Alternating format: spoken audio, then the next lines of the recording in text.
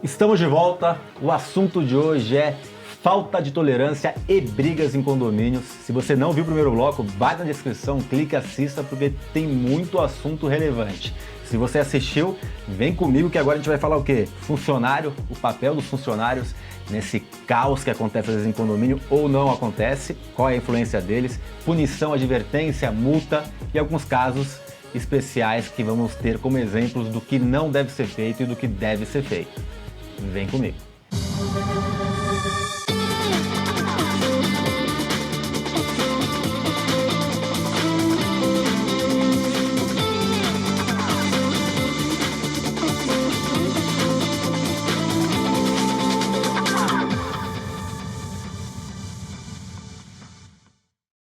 Os nossos convidados hoje são dois síndicos profissionais de sucesso do Rio de Janeiro, Nelson Amado e Antônio Carlos De Luca. Terminamos aqui o primeiro bloco.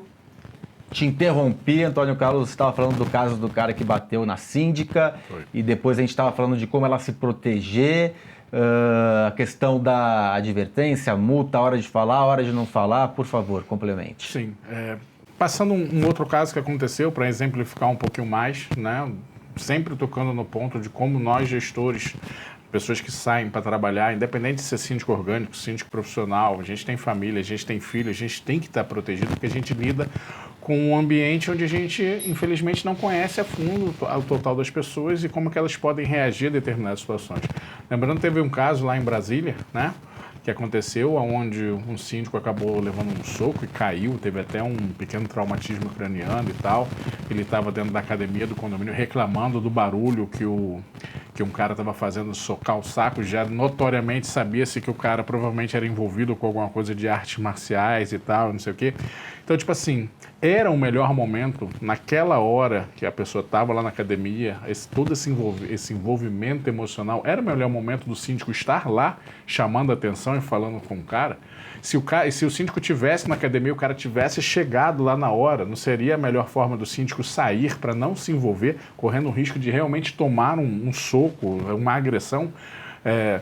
Como você deve trabalhar, na maioria das vezes, que é a forma que eu trabalho, é sempre tentando não buscar o conflito, tentar entender que é o seguinte: a pessoa vai infringir uma regra, trabalhe de forma administrativa, faça uma advertência. Se essa pessoa já tomou uma advertência, aplique uma multa. Se essa pessoa já tomou uma multa, aplique outra multa. Se em algum momento uma coisa que esse condômino faça com você, gestor, ou com outro vizinho que começar a caracterizá-lo como condômino antissocial, contrate um advogado, entendeu?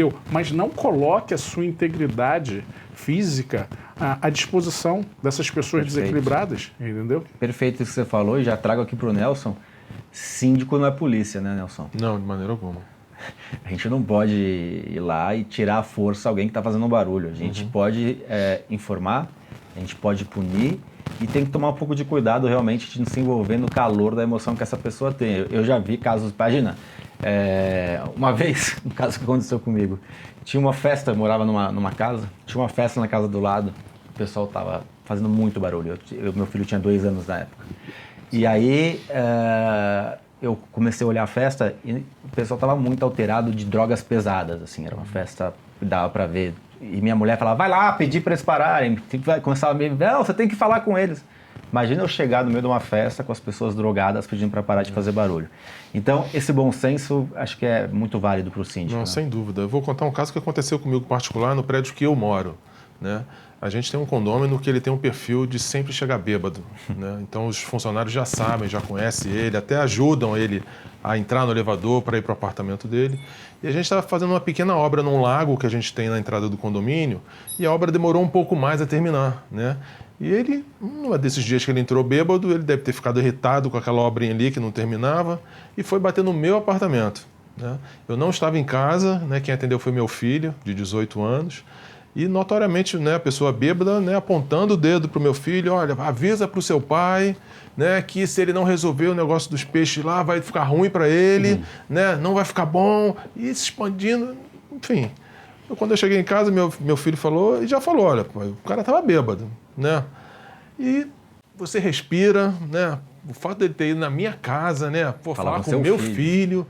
Então, quer dizer, desci, tentei ficar calmo, né? Fui na portaria, conversei com o porteiro que estava, se ele viu como é que a pessoa chegou, como é que estava o estado dela.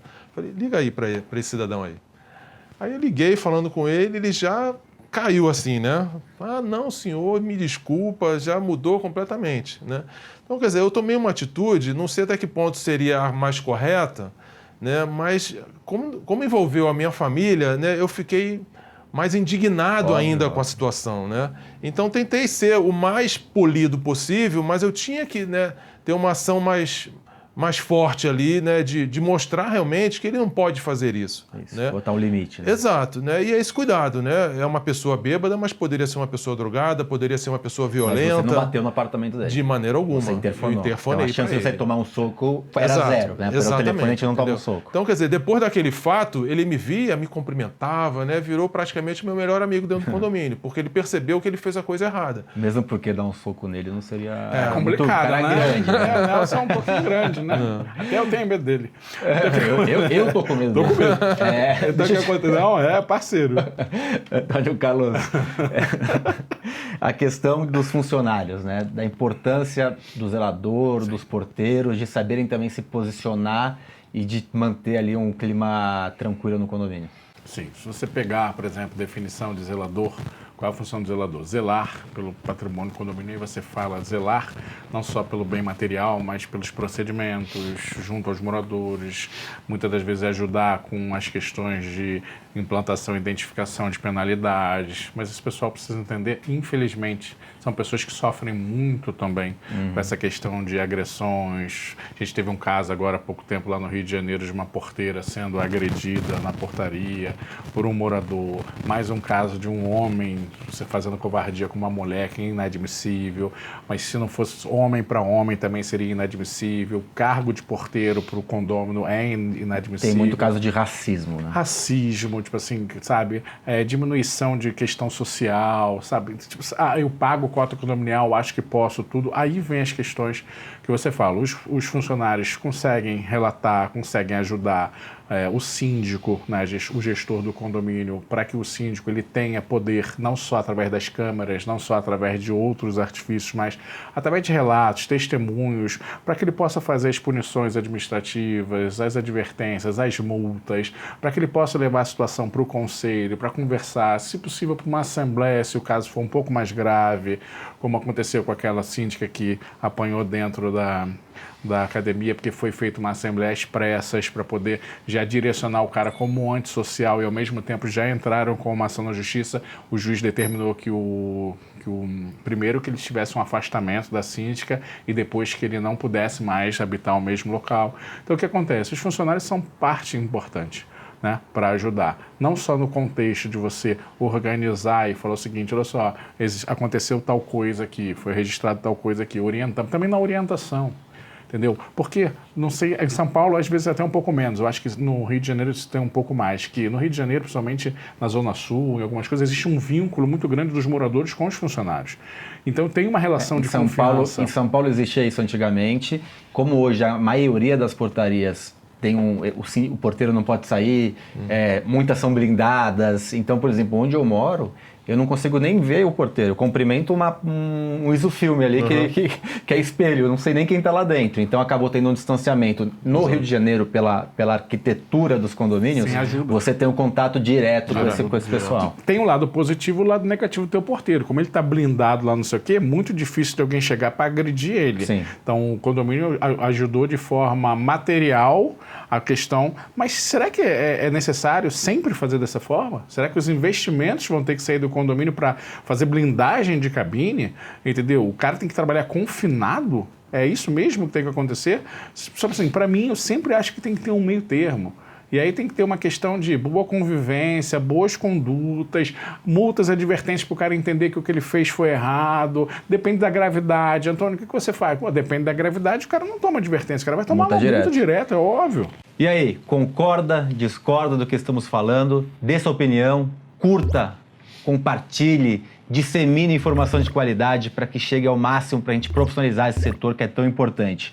E também, para quem ouve a gente nas plataformas de podcast, teremos um extra nas plataformas de podcast com informações exclusivas, um bate-papo descontraído. Então você está no YouTube, vai para o podcast, vai para a plataforma que também é bem interessante. Deixa eu te perguntar uma coisa, Nelson. A questão de funcionários, né? O quanto é importante os funcionários treinados e instruídos para ou não entrar numa briga ou para, numa resposta negativa, não criar um clima um pouco mais proporcionar, talvez, uma faísca. Eu acho importante, né, em primeiro lugar, a gente valorizar bastante o funcionário, né?